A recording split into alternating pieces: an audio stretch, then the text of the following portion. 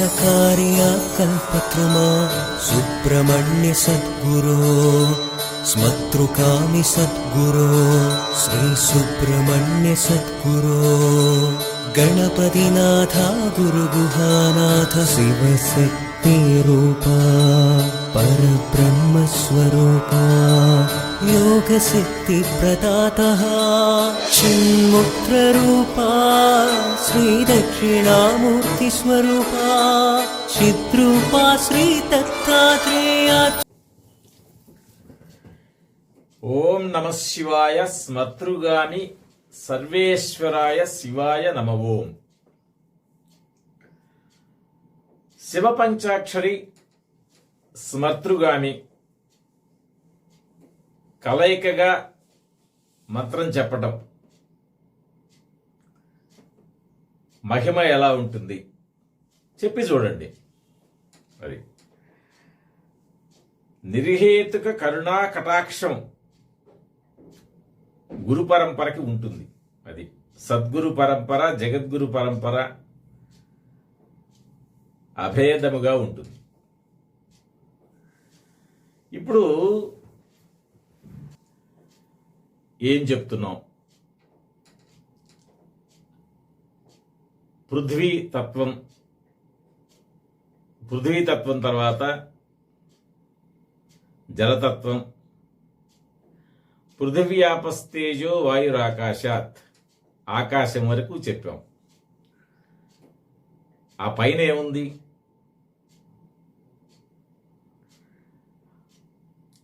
ఎక్కడి నుంచి వచ్చింది అది? ఈఎన్టీనే ఆకాశం అంటే అది ఆకాశం సరిగా కనుక లేకపోతే ఈఎన్టీ స్పెషలిస్టులను కలవాలి. దేహంలో టెంపరేచర్ మెయింటైన్ అవుతూ ఉంటుంది.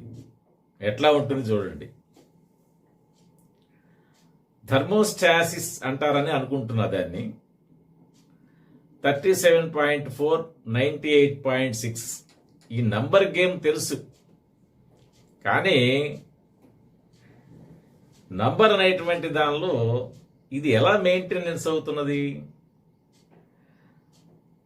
ఈ హిమాలయ పర్వత ప్రాంతాలు అంటే ఋషికేశ్ అటువంటి వెళ్ళినప్పుడు -డిగ్రీస్ ఉన్నప్పుడు కూడా నీ బాడీ టెంపరేచర్ స్థిరంగా ఉంటుంది.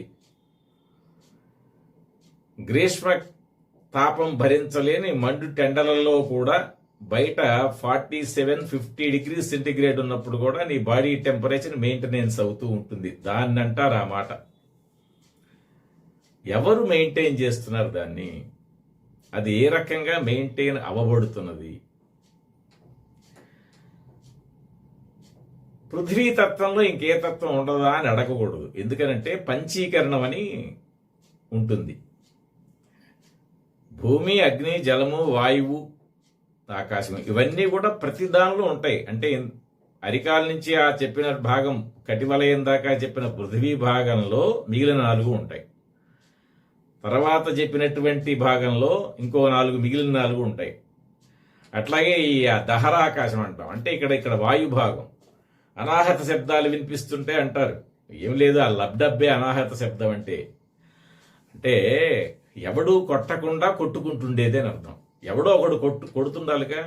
మనకి నగారా వినిపించాలి, మృదంగ వాయి వినిపించాలి, డోలక్కో ఏదో ఢమరకమో వినిపించాలి, ఎవడో ఒకడు కొట్టాలిగా.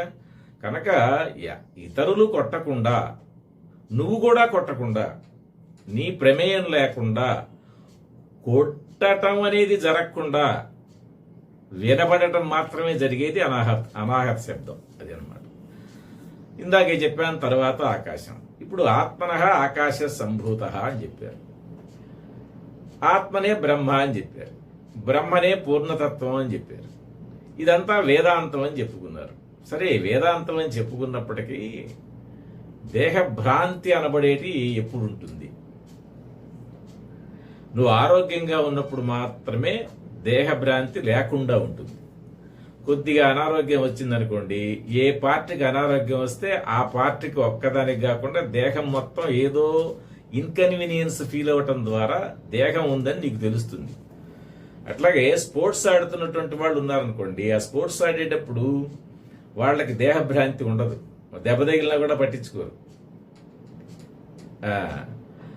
ఆ తర్వాత తెలుస్తుంది వాళ్ళకి పెయిన్ కారణంగా. అప్పుడు అసలు ఆ పెయిన్ అనేది కాదు కదా, ఏమీ తెలియదు. అది కూడా ఏంటి, దేహభావం లేకపోవటం. అంటే ఇప్పుడు అసలు ఏం చెప్పదలుచుకున్నాం మనం, ఏమీ తెలియగోరుతున్నాం.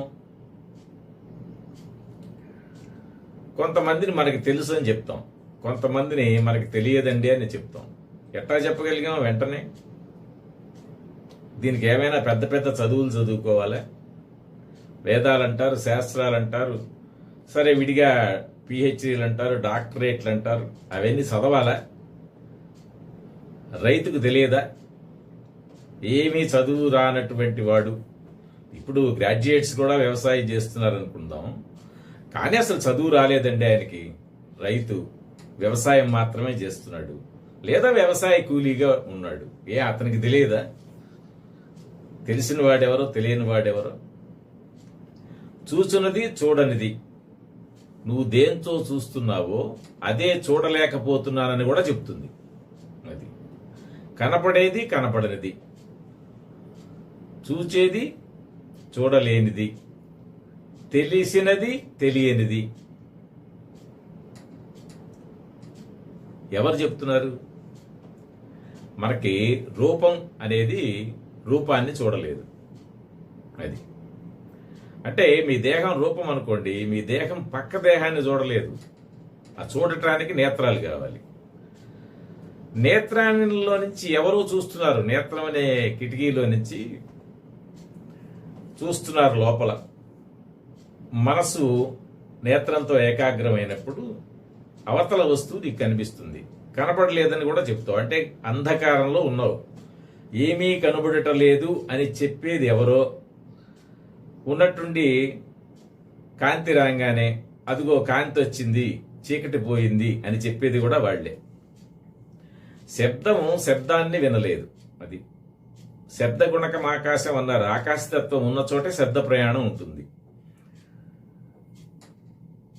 అంటే ఇంద్రియము విషయము కలిపి ఈ జంట అన్నమాట. జంట అంటే మిథునం. మనమంతా మిథునం మిథునం అంటుంటే భార్యాభర్తలనే అనుకుంటారు. అది కాదు. మీ ఇంద్రియము, దానికి సంబంధించిన విషయము అంటే శ్రోత్రేంద్రియము అంటే చెవికి విషయం శబ్దం. నేత్రేంద్రియము దానికి విషయం చూపు. ఘ్రాణేంద్రియము దానికి విషయం ఏమిటి? గంధము అంటే వాసన. స్పర్శ, స్కిన్ తీసుకుందాం, దానికి ఏమవుతుంది విషయం? స్పర్శేంద్రియము దానికి విషయము చర్మము అంటే త్వక్ అంటారు, చర్మము.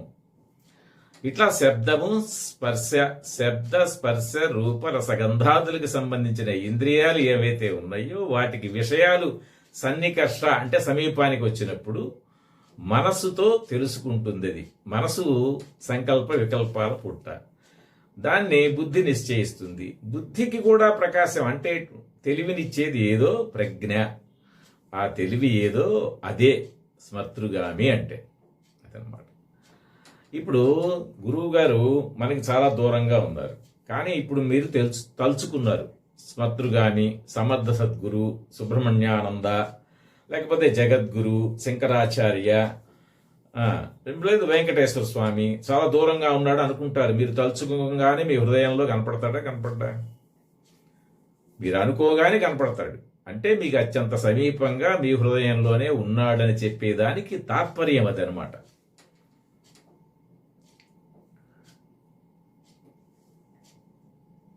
సంబంధిత సమ్యక్ జ్ఞానం, సమ్యక్ అంటే అటెన్షన్, ఆ జ్ఞానం ఎప్పుడైతే ఉంటుందో ఆ జ్ఞానంతో గురూపదేశాన్ని శ్రవణం చేయాలి. ఇలా శ్రవణం చేయగా చేయగా ప్రతి ఒక్కరికి అర్థమయ్యేదే తత్వం. అంటే అది తత్వానికి కావాల్సింది ఏంటంటే క్వాలిఫికేషన్ కాదు, పాండిత్యం కాదు, వివేకం ఉండాలి. అంటే విచక్షణ ఉండాలి, వైరాగ్య భావం ఉండాలి. వైరాగ్య భావం అంటే ఏమిటంటే పోగేసుకుంటూ ఉంటాం అందరం. నేనే మీరే అందరం కూడా చేస్తున్న పని ఏంటంటే గృహాలు, భూములు, ధనం, బంగారం, పదవులు, కీర్తి ప్రతిష్టలు, ఇట్లా ఉన్న వాటిని బాహ్య ప్రపంచంలో పోగేసి పోగేసి పోగేసి ఎంత చెప్పినా వీటికి రక్షకుండా ఎతుకుతారు. అది తర్వాత ఎవడు తీసుకుంటాడు ఇవి అంటే వీడికి తెలిసిపోతుంది ఒక వయసు రాగానే, ఓ ఇవన్నీ కాపాడేవాడెవడరా అని. అదిగో అప్పుడు వచ్చాడనమాట వారసుడు. ఆ వారసుడెవడు అని నిర్ణయం. సరే 10 మంది ఉన్నారనుకోండి, ఎవడికి ఇవ్వాలి? మళ్ళీ వాళ్ళల్లో వాళ్ళకి చెప్పకుండా గోప్యంగా ఆలోచించటం. ఇటువంటి వాటి వల్ల ఏమవుతుంది? స్ట్రెస్ బిల్డప్ అవుతుంది, స్ట్రెయిన్ బిల్డప్ అవుతుంది. యథేచ్ఛగా వాటి మీద వ్యామోహం వదిలేశాడు అనుకోండి, వదిలేయటం కుదరదుగా, దాని పేరే మోహం. మోహం ఎప్పుడైతే ఉంటుందో వైరాగ్యం అనేది రాదుగాక రాదు. అది ఇప్పుడు ఎన్ని రకాల అనారోగ్యాలు ఎదురైనప్పటికీ, ఎంత టెన్షన్ ఉన్నప్పటికీ సరైన నిర్ణయమే చెయ్యాలి అని ఒక విషయంలో పట్టుదలగా ఉంటారు ప్రతి ఒక్కరు. పురుష అంటే తెలుసుకోండి. పురుష అంటే మగవాడని కాదు అర్థం. అది పురుష అంటే స్త్రీ అయినా పురుషుడైనా నపుంసకుడైనా వాడిలో జీవుడు ఉంటాడు కనుక పురుష అంటే మనుష్య అని అర్థం. అంతే. ఇక అంతే తప్ప పురుష అంటే పురుషుడని చాలామంది దాన్ని ఫాలో అయ్యేటప్పుడు మిస్ఫాలోయింగ్ అంటారు చూడండి. అది అలా వాళ్ళంతా ఫాలో అవ్వటం మిస్ఫార్చ్యూన్ అని చెప్పుకోవాల్సి వస్తుంది. కనుక ఇప్పుడు తెలుసుకోండి, సత్యాన్వేషణలో ఒక్కొక్క శబ్దాన్ని ఎలా వాడాలి, ఎలా శ్రవణం చేయాలి, ఎలా అర్థం చేసుకోవాలి చెప్పడానికి నేను ప్రయత్నిస్తాను. శ్రవణం చేయటానికి మీరే ప్రయత్నం చేయాలి. అది మీ పని నేను చేయను, నా పని మీరు చేయలేరు. కనుక పురుష అనబడేటువంటి తత్వం ఏ రకంగా అనుభవంలోకి తెచ్చుకోవాలి. ఇప్పుడు అనుభవం, అంటే వెనుకకి అని గతం అనమాట. ఇప్పుడు గతం అంటే ఒక మాట గుర్తొచ్చేది చెప్తా చూడండి. అనుభవం గురించి చెప్దాం. మన వాళ్ళు గురువు గారితో మాకు ఈ అనుభవాలు ఉన్నాయి అంటారు. అనుభవ రత్నావళి రాశాం. ఇప్పుడు స్మర్తృగామిలో కూడా అనుభవాలు ఉన్నాయి. గురువు గారు కూడా ఆయన అనుభవాలు కొన్ని చెబుతారు. అనుభవాలు అంటే ఏంటంటే అనుభవతి అనమాట. అది అంటే భవతి జరుగుతుంది, వెనుక విషయం. అది వెనుక జరిగింది ఏదో దాన్ని అనుభవం అంటారు. దాన్ని బేస్ చేసుకోగానే విశ్వాసం పెరుగుతుంది. బేస్ చేసుకొని భవిష్యత్ విశ్వాసం పెంచుకుంటారు. గతం అంటే శ్మశానం రా, లేకపోతే స్వప్నం. శ్మశానం అంటే భయపడతారు కనుక గతం ఎప్పుడు శ్మశానమే. అయినా అందరం గతం గురించి ఆలోచించి భవిష్యత్తు బిల్డప్ చేస్తూ ఉంటారు. అసలు భవిష్యత్ ఏమిట్రా అంటే స్త్రీ గర్భం అనొచ్చు, లేదా గర్భస్థ శిశువు భవిష్యత్తులాగా ఉంటుంది. భవిష్యత్తుని అట్లా భావించవచ్చు. అంటే గర్భంలో దాగి ఉన్నప్పుడు ఆ పరిస్థితి ఎట్లా ఉంటుందో అట్లాగే భవిష్యత్తు. ఇప్పుడు గతం గతః అంటారు. గతం గతః కాదు, అది తప్పు అనమాట. వాడుకలో అలా వచ్చేసింది. కానీ గతస్య గోష్ఠి నకర్తవ్యా అంటారు. అంటే ఇక పాత విషయాలు మాట్లాడదురా, past is past, let the bygones be bygones, don't think about the past అని చెప్తాడు. చెప్పాయని కూడా ఆలోచిస్తుంటాడు. మీరు ఊరికే సైకలాజికల్ వర్రీస్ పెట్టుకోవండి, మందులు పనిచేయవు అని చెప్తారు డాక్టర్లు. ఆయన కూడా అదే ఆలోచిస్తుంటాడు. అది కనుక గతం గతః కాదు, గతో గతః అనాలి. అది ఎందుకని గతః గతః అది 2 శబ్దాలు పక్క పక్కనే ఉంటాయి అన్నమాట. దాన్ని సంస్కృత భాషలో వీప్సాయాం అంటారు. గతః గతః కలిపితే గతో గతః అవుతుంది. అది అంటే గతో గతః అనాలి అంతే, లేకపోతే గతం గతం అనాలి అంతే. అంతేగాని ఒకటిది కలిపి చెప్పకూడదు. ఇట్లా శబ్ద ప్రయోగం గురించి మాట్లాడుతూ ఉంటాం. కనుక సత్యాన్వేషణ దిశగా మనం ప్రయాణిస్తున్నప్పుడు సత్యాన్ని అన్వేషణ చేయటం అనేటువంటి అర్థం ఏమిటంటే, సత్యం అంటే ట్రూ కాన్షియస్నెస్. ఈ పురుష, ఆత్మ, భగవంతుడు, పరమాత్మ ఎక్కడో ఉన్నాడా, ఇక్కడే ఉన్నాడా? ఇప్పుడు ఇక్కడ నీకు మోక్షం వస్తుందా రాదా? మోక్షం అంత సులభమైన విషయమా, లేదు చాలా విపరీతమైన కష్టమైన విషయమా? అట్లాగే డొమెస్టిక్ ఇష్యూస్ని సెటిల్ చేసుకునేటప్పుడు టెన్షన్ లేకుండా ఎలా సెటిల్ చేసుకోవాలి? అట్లాగే జ్యోతిష్య సంబంధమైనటువంటి విషయాల్లో మనం చెప్తున్నప్పుడు ఆ శాస్త్రం అబద్ధం అని చెప్పట్లేదు మనం, అంటే అసత్యం అని చెప్పటంలా. శాస్త్రాన్ని అన్వయించుకోవటంలో అన్వేషణ చేయండి అని చెప్తున్నాం. అది ఎట్లా అన్వయించుకోవాలి, ఎట్లా అన్వేషణ చేయాలి దాన్ని. ఏ రకంగా ఇన్ఫరెన్స్ అంటే కంక్లూజన్కి రావాలి. ఇప్పుడు పంచాంగంలో రాస్తారు చూడండి, బల్లిపాటుకు ఫలితము, తొండపాటుకు ఫలితము, తర్వాత బల్లి తాకిరండి, కాంచీపురం వెళ్ళినప్పుడు బల్లిని ఎవడు దాకి వచ్చాడు, లేకపోతే వాణ్ణి దాకండి. ఇది పురాతన కాలం నుంచి వస్తున్నటువంటి ఒక సెంటిమెంట్. ఇప్పుడు ఎందుకు అన్నామంటే, పట్టుచీర కావాలంటే కాంచీపురం పోయి పట్టుచీర కొనుక్కొచ్చుకుంటున్నారు. ఎందుకని ట్రాన్స్పోర్ట్ ఫెసిలిటీ ఉంది, నెట్వర్క్ పెరిగింది, తర్వాత ప్యాకింగ్ చేసి వాడే పంపిస్తాడు, ఆన్లైన్ షాపింగ్ వచ్చింది. అందువల్ల ఇటువంటి లేటెస్ట్ రోజుల్లో మీకు బల్లి అక్కడ ఉందండి, కాంచీపురంలో బల్లి గురించి చెప్పుకుంటే హాస్యాస్పదంగా ఉంటుంది. కనుక బల్లిపాటు భయమే హాస్యాస్పదం. ఇది కూడా అన్వేషణే, సత్యమే మనం చెప్పేది. అది ఒకప్పుడు ఏంటంటే జిల్లాకి ఒకటి కాంచి వెళ్ళొచ్చి ఉండేవాడు. ఆ జిల్లాలో ఆయనకి పేరు ప్రతిష్ఠ ఉండే, ఫలానా ఊర్లో ఫలానా ఆయన కాంచీపురంలో బంగారు బల్లిని తాకొచ్చాడు అని చెప్పుకుండేవాడు. ఇక ప్రతివాడు బల్లిపాటు ఫలితం చూసి భయపడిపోయి వాళ్ళని దాకొస్తే వీళ్ళకి ఆ బల్లిపాటు ఫలితం పోతుందిట. ఒకవేళ ఫలితం సత్యమైతే ఎవరో ఒక ఆయన్ని తాకితే పోతుందే. పోనీ ఇప్పుడు బల్లి పడితే ఏం చేయగలరు అందరూ? కాంచీపురం వెళ్ళి క్యూలో నిలబడి వరదరాయస్వామి గుళ్ళో బల్లుళ్ళు చూసి వాటిని తాకొస్తారు. అది సరే, వాటికి ఇంతకీ ప్రాణం ఉందా? అక్కడ ఉన్న వాటికి మరి బంగారపు పూత, బంగారపు ఒరిజినల్ మొత్తం ఉందే? వెండి బల్లి, బంగారపు బల్లి అంటే ఏమిటి? ఇదంతా కూడా భగవంతుడు అనేవాడు ఎక్కడన్నా ఉంటే, అంటే ఇప్పుడు అవతారాలను ఉన్నాయి, అవతారాలు తీసుకోవటం. ఆంజనేయ స్వామిని చూద్దాం, ఆయన రామదాసుడిని అని చెప్తాడు, ఒక్కచోటే చెప్తాడు. వాల్మీకిలో ఆంజనేయ స్వామి ఉపాసన లేదు, వాల్మీకి రామాయణంలో ఉండదు కూడా. ఆ రోజుల్లో ఎందుకుంటుంది? ఉండే అవకాశం కూడా లేదు. కొంచెం లాజికల్గా ఆలోచిస్తే ఒకే ఒక్క చెప్తాడు, ఒరే మీరంతా రావణాసుడికి దాసులయ్యారా, నేను మాత్రం ధర్మానికి దాసుడిని, ధర్మం రామో విగ్రహవాన్ ధర్మ, రాముడికి దాసుడిని అని చెప్పుకున్నారు ఆయన. వాల్మీకి ఆయన చేత అలా చెప్పించారు. అక్కడ లంకలో శాంతిని అన్వేషించటం అంటే సీతా అన్వేషణకు వెళ్ళినప్పుడు చెప్పారు అట్లా. దాన్ని బట్టి కూడా ఏమర్థం అవుతుంది? ఇప్పుడు చూడండి, హనుమద్ ఉపాసన, మళ్ళీ హనుమత్ కళ్యాణం, ఇవన్నీ వస్తున్నాయి. సత్యమా? మీరే ఆలోచించండి. అది రామాయణంలో, వాల్మీకి రామాయణంలో ఎక్కడా చెప్పలేదు. వీళ్లే కనుక్కున్నారు మొత్తం మీద, సువర్చల సమేత అని చెప్పి. అంటే అట్లాగే పంచముఖ ఆంజనేయ స్వామి అంటారు. అట్లా ఉంటాయా? ఆంజనేయ స్వామికి 5 తలకాయలు ఉంటాయా? అది ఎలా బేస్తుంది దానికి?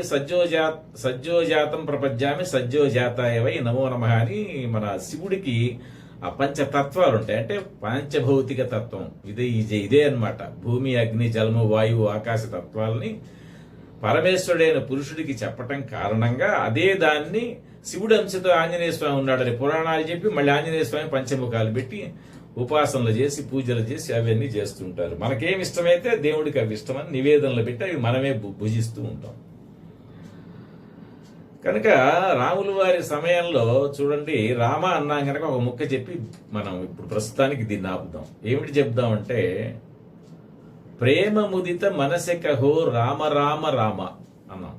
ఇప్పుడు రాముడు ఎక్కడున్నాడో ఆలోచిద్దాం. దశరథ రాముడు రాముడా? ఆత్మారాముడు రాముడా? రామ అంటే అసలు రామశబ్దం వలన మనకి కలిగే ఆనందం ఎలా వస్తుంది? నువ్వు ఎప్పుడైతే ప్రేమతో, స్పందనతో, ఆనందంతో, తమకంతో మైమరచి రామనామం చెబుతావో, నువ్వు ఎంత బిగ్గరగా రామనామం చెప్తున్నప్పటికీ రాముడు రామ రామ రామ అనే పదాల మధ్య నిశ్శబ్దం ఉంది కదా, ఆ నిశ్శబ్దం రాముడు అనమాట. అది ఆ నిశ్శబ్దమే నీ హృదయంలో జరిగేటువంటి స్పందన నిశ్శబ్దం. అది భగవత్ తత్వం, అదే గురుతత్వం. అందువల్లనే మనం గురుస్మరణ చేయగానే ఆనందపడతాం. అది ఎంతో విపరీతమైన ఆనందాన్ని పడతాం అన్నమాట. ఎందుకని? ఈ స్పిరిచువల్ నాలెడ్జ్ని, ఆధ్యాత్మిక ప్రపంచంలో ఉన్నటువంటి రహస్యాల్ని, భగవత్ సంబంధమైనటువంటి ఉనికిని అయాచితంగా, అంటే మీరేం అడగకుండానే, అదేవిధంగా ఆశించకుండా, మీ దగ్గర నుంచి ఏం వద్దు, మీరు శ్రద్ధగా బాగుపడితే చాలు అనుకొని ఉండటం కరుణ అనమాట. అట్లా చెప్పటం వలన ఏమవుతున్నది? అలౌకికమైనటువంటి ప్రేమ, వాత్సల్యం అందరిలోనూ ఉంటుంది, మీలోనూ ఉంటుంది. ఆ వాత్సల్యం, ప్రేమే భగవత్ స్వరూపం. సోంభయాత్. శ్రీకృష్ణ చరణారవిందార్పణమస్తు.